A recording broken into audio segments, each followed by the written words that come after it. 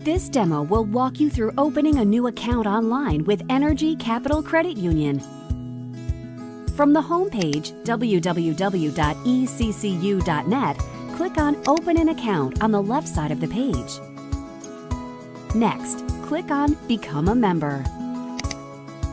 Answer the qualifying question and read over the disclosure and information you will need to complete your application. Select that you have read, understand, and agree to the disclosure.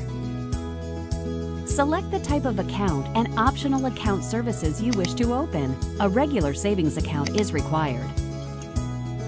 Complete all required fields for personal information, contact information, identification, employment information, address, and joint applicant. Answer the additional questions in the verification process.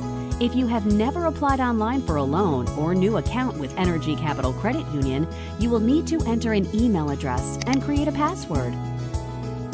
You have the option to add a beneficiary. Select your initial deposit amount and your desired way to fund your accounts. Review all information for accuracy and submit.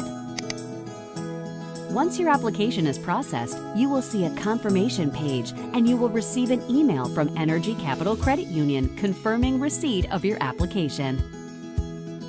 An Energy Capital Credit Union representative will be in contact with you shortly after your application is processed.